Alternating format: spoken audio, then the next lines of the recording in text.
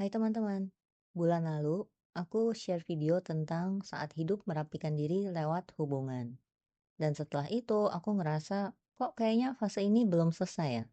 Bukan cuma buat aku aja sih, tapi juga secara kolektif. Aku rasa banyak dari kita merasa relasi terus berubah.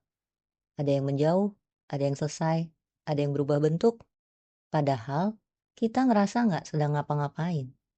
Dan mungkin jadinya timbul pertanyaan. Sebenarnya, apa sih yang sedang dirapikan hidup lewat perubahan dalam hubungan?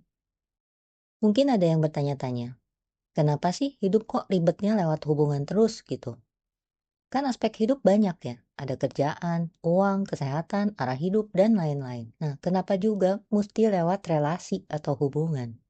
Karena, teman-teman, relasi itu bukan cuma tentang orang lain. Relasi itu menyentuh identitas diri kita, teman-teman.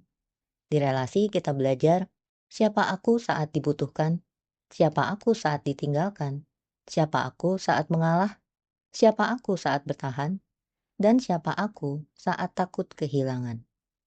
Aspek hidup lain memang bisa berubah tanpa terlalu mengusik aku. Tapi relasi ini langsung menyentuh rasa siapa aku ini sebenarnya. Dan kalau hidup mau merapikan sesuatu yang mendasar, yang paling cepat kelihatan jalannya ya memang lewat relasi, teman-teman.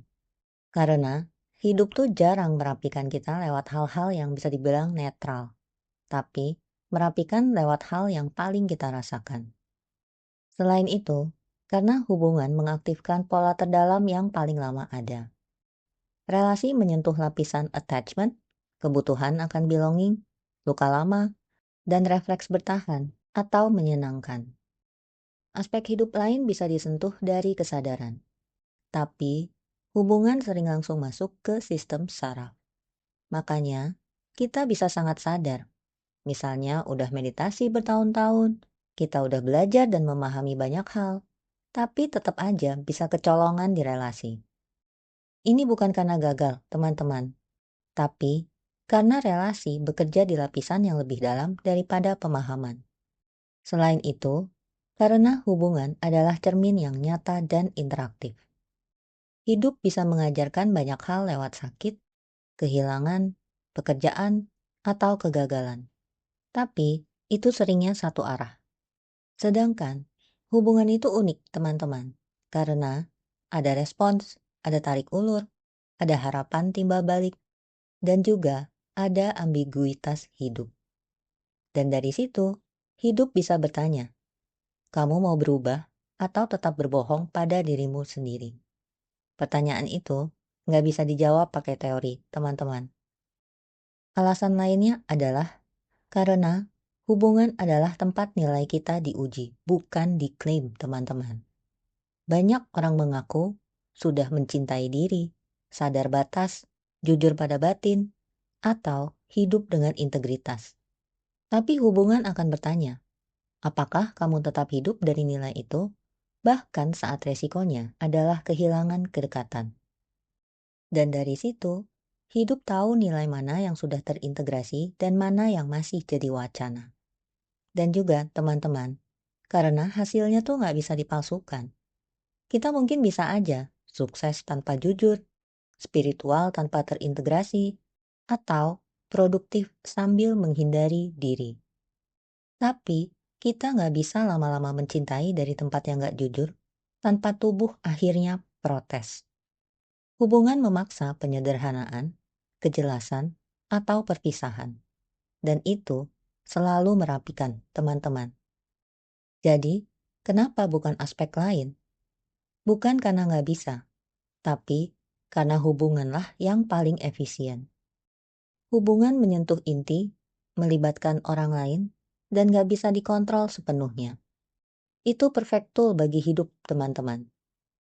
Jadi, yang sebenarnya dirapikan hidup lewat perubahan dalam hubungan itu bukan orangnya, bukan statusnya, dan bukan hasil akhirnya. Yang dirapikan hidup adalah posisi batin kita terhadap diri kita sendiri. Dan perubahan dalam hubungan nggak selalu berarti ada yang salah ya, teman-teman. Dan nggak selalu berarti cinta itu bohong. Hal pertama yang sering dirapikan lewat relasi sebenarnya bukan orangnya duluan, tapi identitas kita di dalam relasi itu.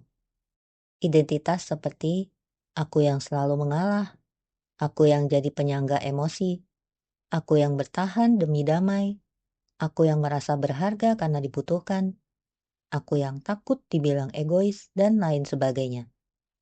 Identitas-identitas ini sering terbentuk dari luka lama atau dari pola bertahan hidup, bukan dari kejernihan, teman-teman.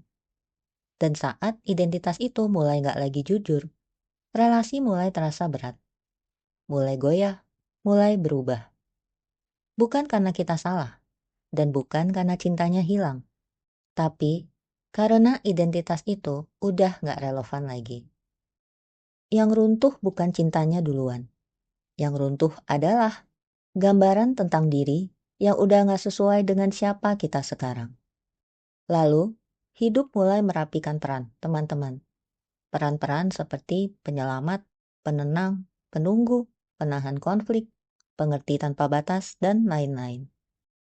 Banyak hubungan berubah bukan karena kurang cinta, tapi karena kita berhenti meninggalkan diri kita sendiri.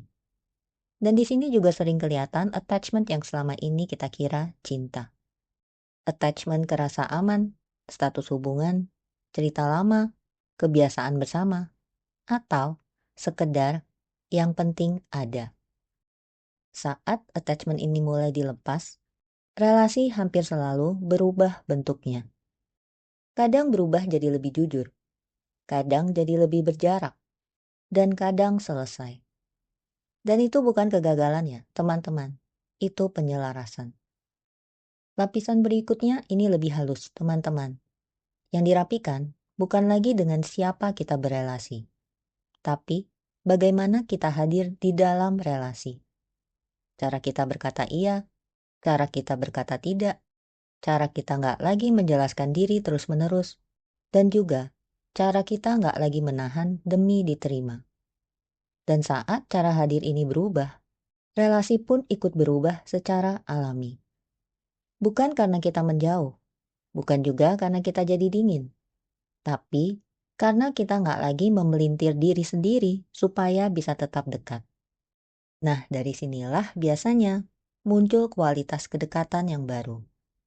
Kedekatan yang baru sering terasa lebih sunyi, lebih jujur, lebih sedikit drama, dan lebih sedikit kompromi batin. Karena kedekatan itu nggak lagi dibangun dari kebutuhan untuk menyesuaikan diri, teman-teman.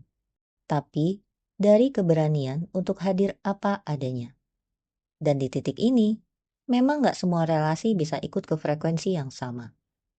Bukan karena ada yang salah, tapi karena relasi juga punya batas kapasitasnya sendiri. Banyak yang bilang, kenapa sih rasanya kayak muter di sini lagi? Karena ini bukan satu kejadian, teman-teman. Ini proses bertahap. Kadang, orang yang mirip muncul lagi. Pola yang serupa terasa lagi. Rasa yang sama kebayang lagi. Ini bukan untuk diulang, tapi untuk dilihat dari kesadaran yang berbeda. Inilah yang disebut spiraling up dalam relasi, teman-teman. Jadi, mungkin yang sebenarnya terjadi bukan aku kembali ke tempat yang sama, tapi aku di tempat yang mirip dengan diri yang sudah berbeda. Dan itu sebabnya fase ini bisa terasa panjang. Selain itu, teman-teman, hidup bisa juga sedang merapikan di mana kita berdiri saat mencintai. Relasi seringkali jadi cermin paling jujur untuk satu hal ini. Apakah aku hadir sebagai diriku sendiri atau sebagai versi yang menyesuaikan agar gak kehilangan? Relasi bisa dikira aman karena nggak penuh konflik, nggak dramatis, terasa dewasa, dan terasa tenang.